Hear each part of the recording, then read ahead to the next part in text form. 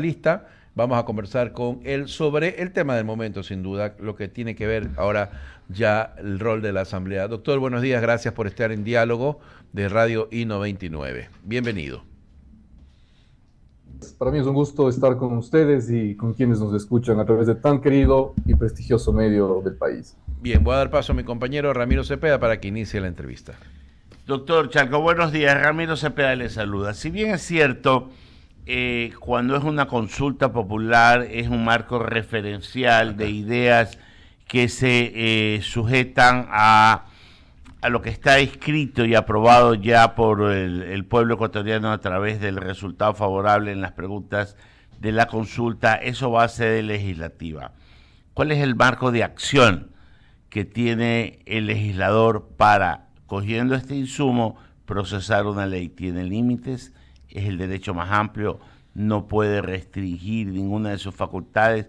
¿O tiene simplemente la cancha marcada?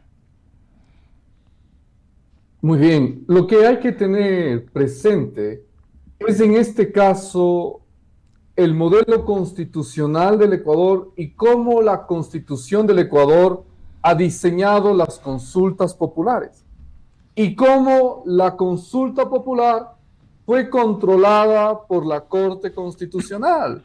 ¿Qué es lo que la Corte Constitucional hoy, órgano de control constitucional, hoy órgano que hizo previamente un dictamen precisamente para ajustar la intención presidencial del Ejecutivo, para definir los anexos, para inclusive, apreciado Ramiro, retirar, eliminar, cerrar o ampliar distintas disposiciones o intenciones cuando solamente había la intención de consulta, ¿cómo esto quedó establecido?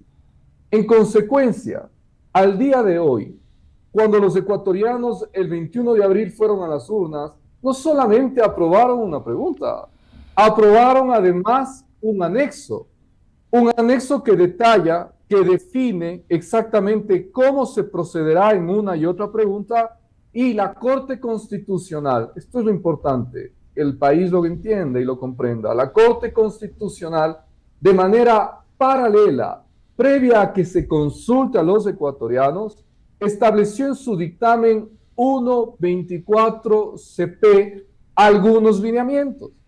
Y uno de los fundamentales, querido Ramiro, es precisamente el que determina, el que señala que la Asamblea Nacional, el presidente de la República, no pueden ingresar al tratamiento de otros temas que no hayan sido aprobados por la población y que no hayan sido parte del control de la Corte Constitucional. Dice expresamente la Corte, queda vedado incluir en estos proyectos temas que no han sido sometidos al análisis de este organismo, de la Corte, o que no fueron objeto del pronunciamiento en el marco de la consulta de los electores.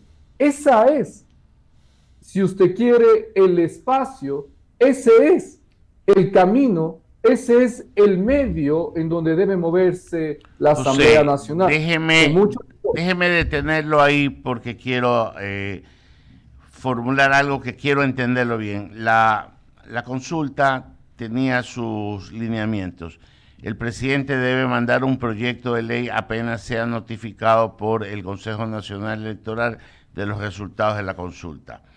Este proyecto que envíe no puede ir más allá de lo que está aprobado por la consulta popular. Estoy siendo fidedigno en lo que usted dice. Y de ahí esto llega a sede de la Asamblea.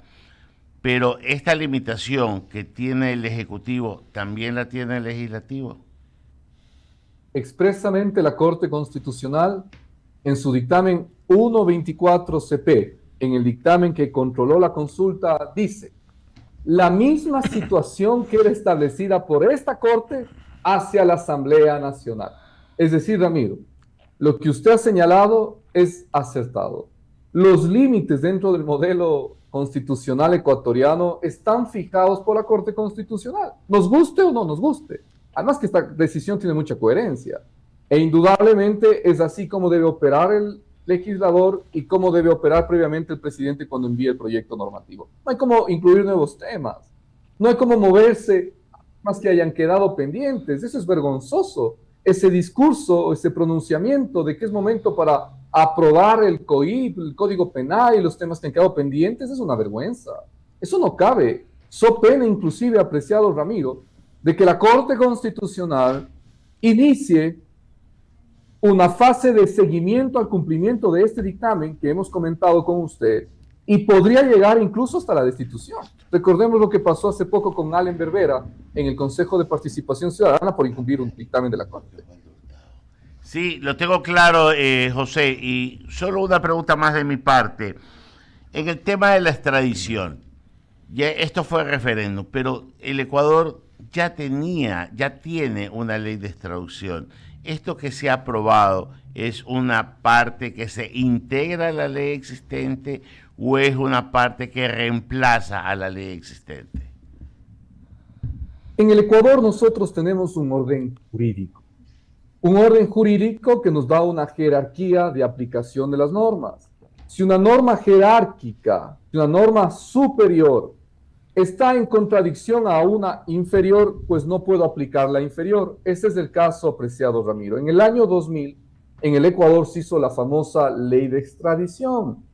Pero esta ley de extradición de rango menor a la Constitución no podía ser aplicada porque la Constitución del 2008 expresamente dispuso que se prohíbe la extradición de ecuatorianos, de nacionales a otro estado.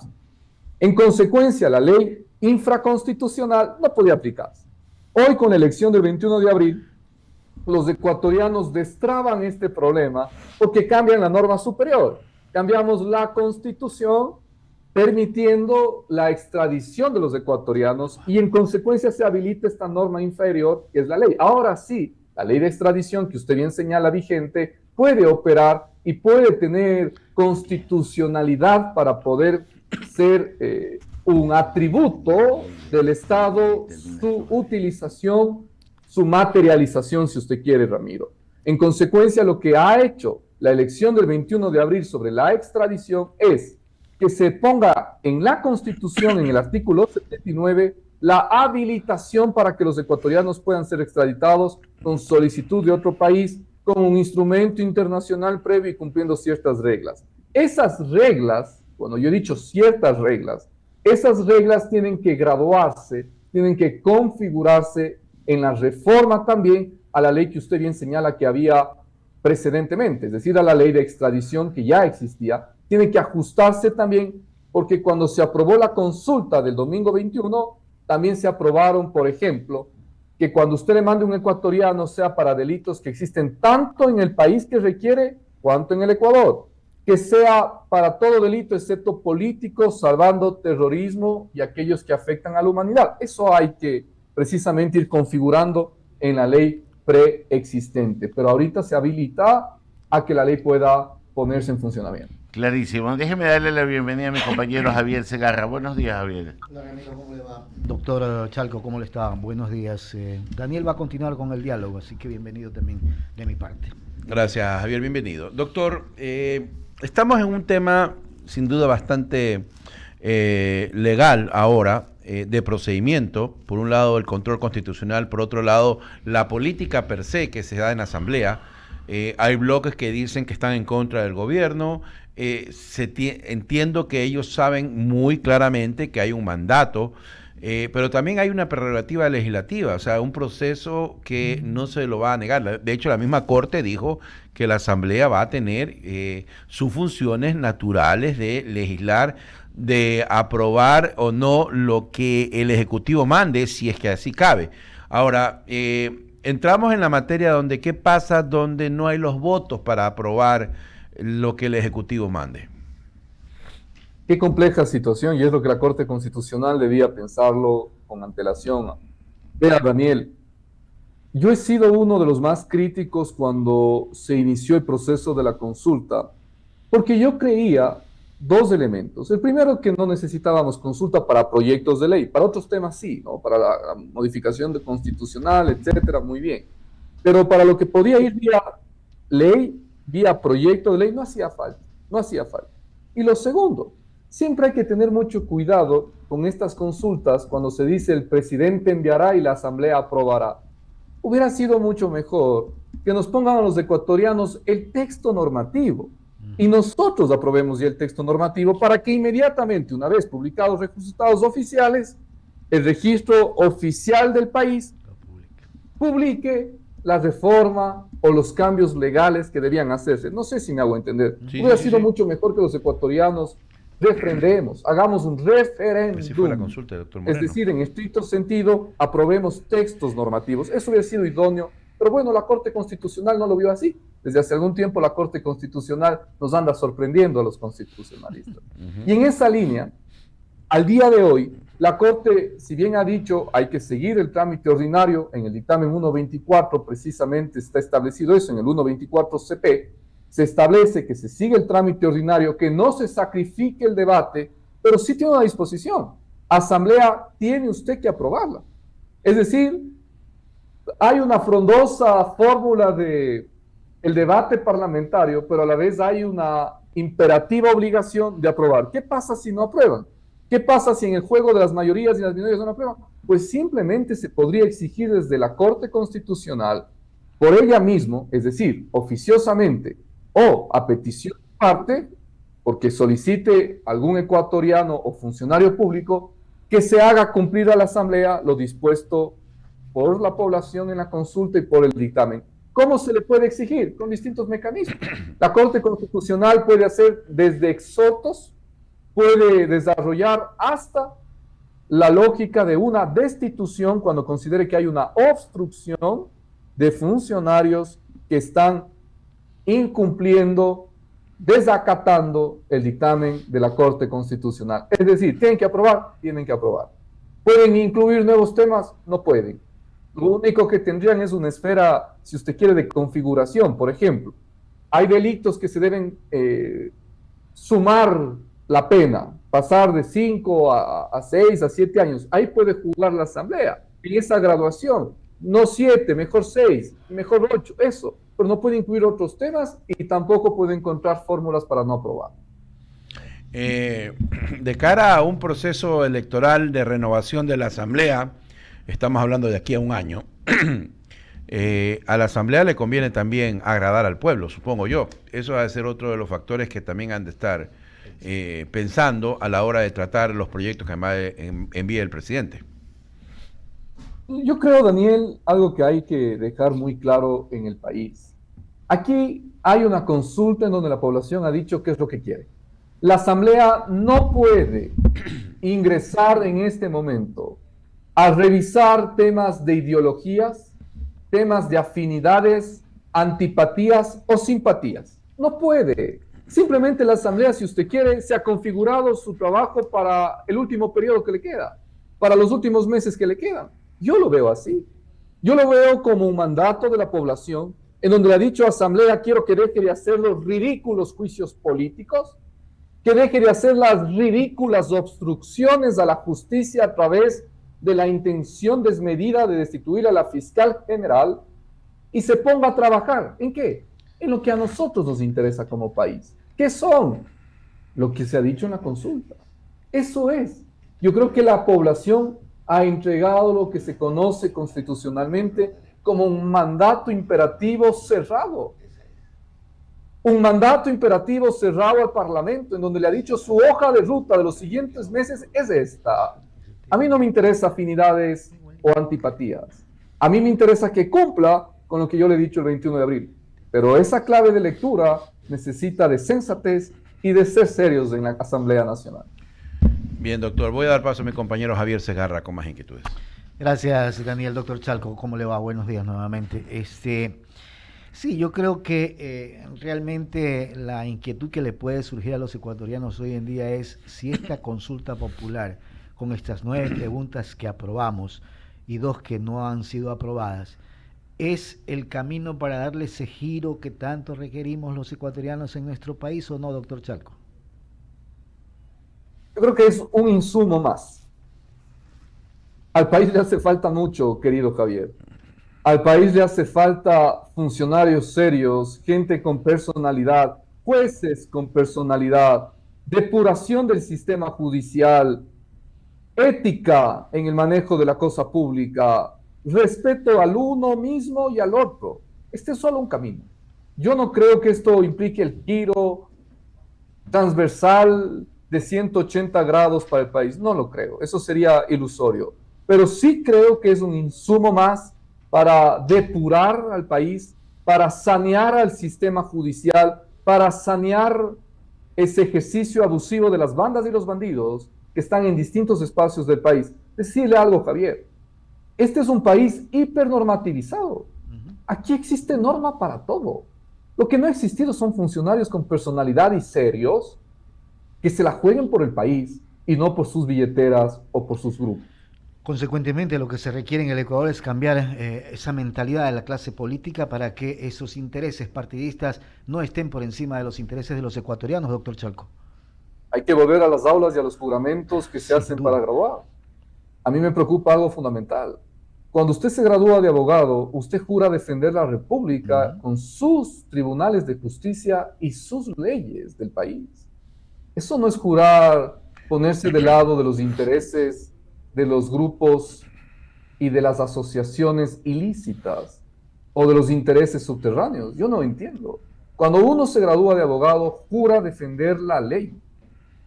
Entonces, ¿qué está pasando con la ética de los funcionarios actuales que tenemos? Querido Javier, el país debe entender, los funcionarios y servidores, todos deben entender que el tiempo se agota. El Ecuador va en un ciclo repetitivo de fórmulas que desaniman, que muestran un casi estado fallido permanente. Yo creo que estamos contra el reloj. Y hay que hacerlo ahora, y tiene que empezar esta asamblea a dejar de ser analfabeta constitucional, respetar la voluntad de los electores, respetar el Estado constitucional, que es la decisión de la Corte Constitucional, parte de ello, entender, dejar de tener tanta miopía política, que el país no quiere estos Sainet, y que el país lo que quiere es que las cosas mejoren, los ecuatorianos de a pie quieren seguridad, y esta propuesta normativa de la consulta es un insumo para ese fin. Y usted siempre en la cuenta X dice, hablemos claro, seamos claros en este sentido.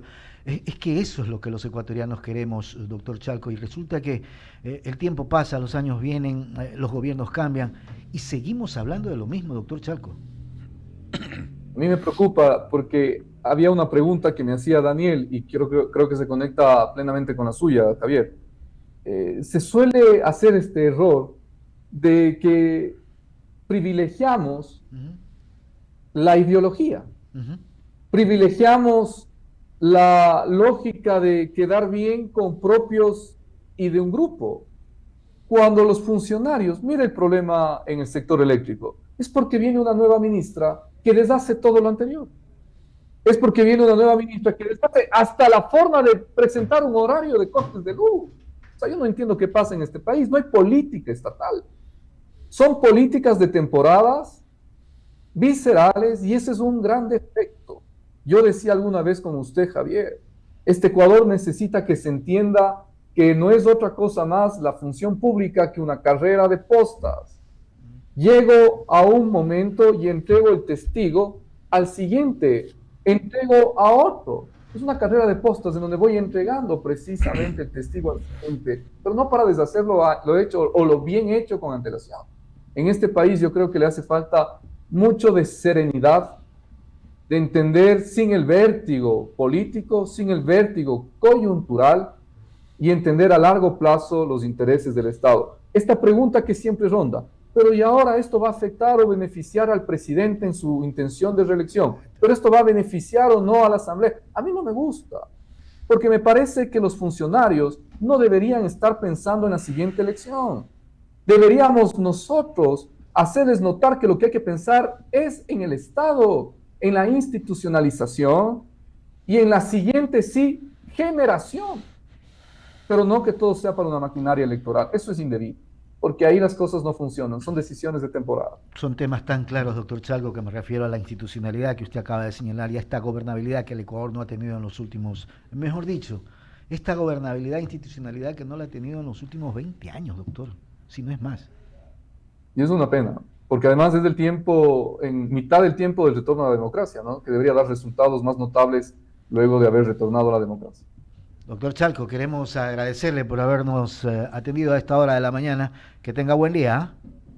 Querido Javier, Daniel, Ramiro, ha sido un gusto estar con ustedes. Un buen día. Gracias. El doctor José Chalco, constitucionalista, a propósito de estos temas de la consulta popular. Son las 8 de la mañana con 26 minutos y vamos a abrir el espacio publicitario. Gracias. No te quedes sin la oportunidad de tener el hogar de tus sueños en la versión más exclusiva de Guayaquil, Narcisa Club. Ya a la venta la tercera etapa con casas desde 120